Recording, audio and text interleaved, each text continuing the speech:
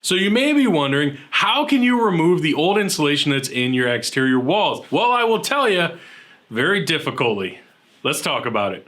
Now, the first thing I think we should address is, why do you want to remove the insulation in your walls? Now, I'm sure that there are some symptoms that led to this ultimate conclusion. You're probably having uncomfortable house syndromes, right? Your drafts, cold floors, cold walls, things like that. Maybe high energy bills. You've got to the conclusion that the insulation in your walls either needs to be replaced or added to. So now you're getting to the point that, okay, well, let's get that stuff out of there because you've been told that, that's probably the thing to do. So, okay, I understand how you've probably gotten to there, but the bigger question, why do you feel that insulation in your walls needs to be taken out? Are there other options? One thing I will tell you about your exterior wall insulation is when it comes to should you take it out, do you have to take it out? Unless you know for a fact that it's saturated by moisture or has some type of pollutant or it's been penetrated by pest and it's really degraded to a point that it's a health hazard, you may not have to actually remove it. A lot of times you really don't. Unless you know that it has some of those issues, you likely can just add insulation to that wall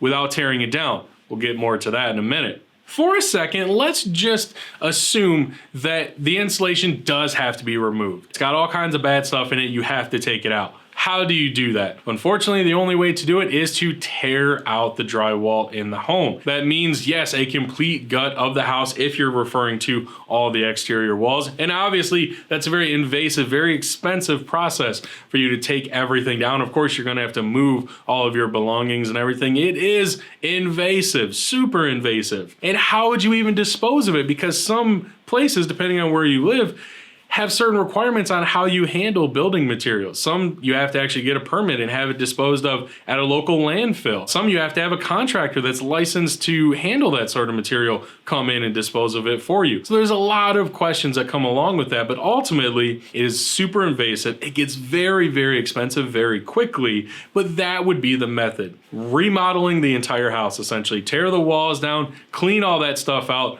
ideally having a contractor do the bulk of this and have them dispose of it for you. Now, as I said, there is another option. There's a plan B, if you will. You can actually leave those walls intact. You can most likely leave that insulation in place. And what you can do is actually add insulation to it by using something like injection foam insulation. So here at RetroFoam, obviously this is what we specialize in, adding foam insulation into exterior walls that have either nothing in them at all or already have fiberglass insulation inside of them. The great thing about fiberglass insulation in this context is it compresses very, very easily. So that foam, when it's being injected in, will just compress that fiberglass and the foam will fill up the rest of the space inside that cavity. So this means that you can re-insulate those walls without having to go through that whole home remodel like we talked about a second ago. So if you feel you're a good candidate for this option, then you're in luck, because as I said, this is what RetroFoam specializes in. What you can do is go to our link below in our description, go to our Find a Dealer page